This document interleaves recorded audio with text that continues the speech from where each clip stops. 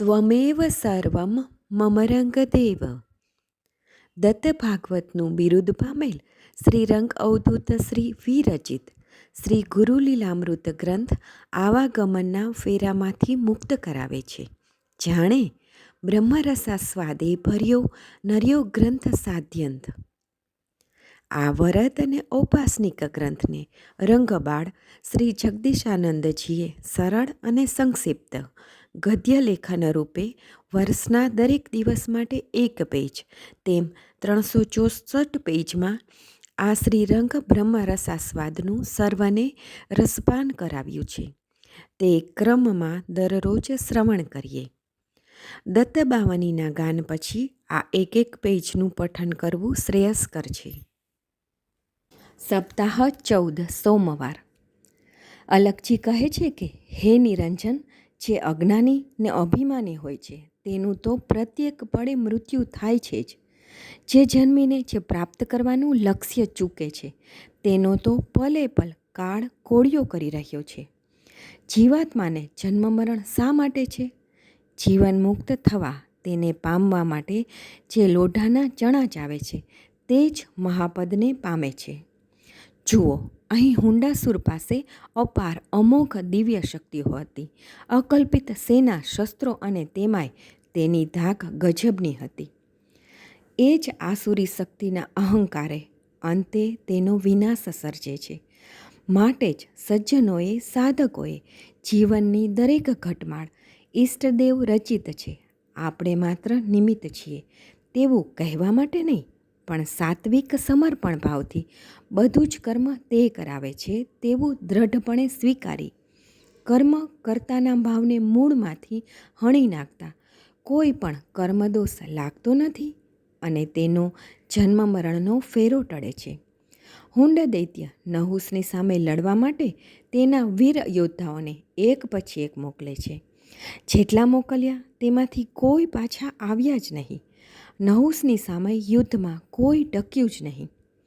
હુંડાસુર જેવો માયાવી હતો તેવો જ તેના સેનાનાયકો પણ એવા માયાવી શક્તિના જાણકાર હતા.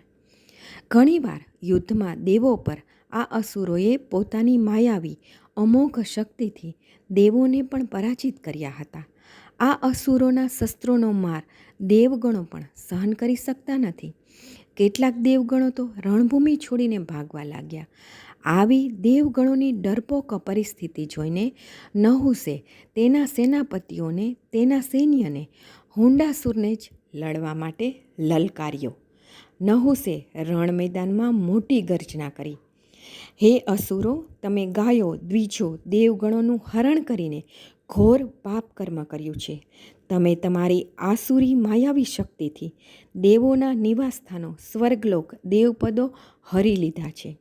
આજે હુંડ દૈત્ય સાથે તમારા બધાનો નાશ કરવાને અને તમારા પાપ કર્મોનો હિસાબ પૂર્ણ કરવા હું તમારી સામે આવ્યો છું. તમારા બાહુઓમાં હવે હિંમત, જોર, તાકાત હોય તો આવો મારી સામે.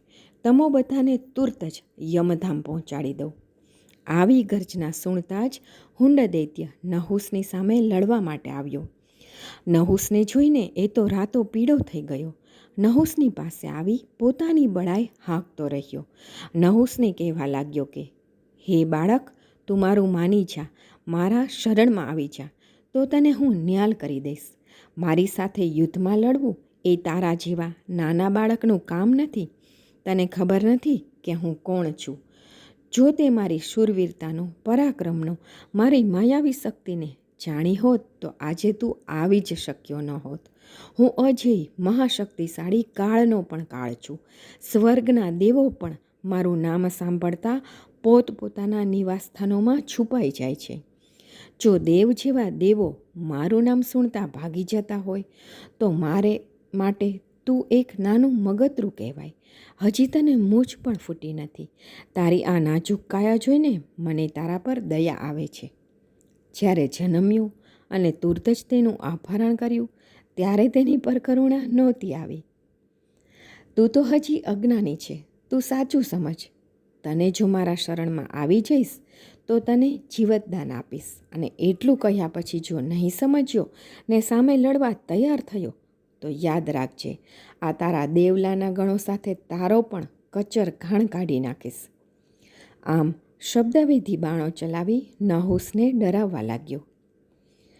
પ્રતાપ મારો ના લહે તેથી બોલે એમ, હોય જીવે તે છાયદી પકડપાદ આ તેમ. શ્રી ગુરુ લીલામૃત અધ્યાય 49 દોહરો 45. અવધૂત ચિંતન શ્રી ગુરુદેવ દત્ત.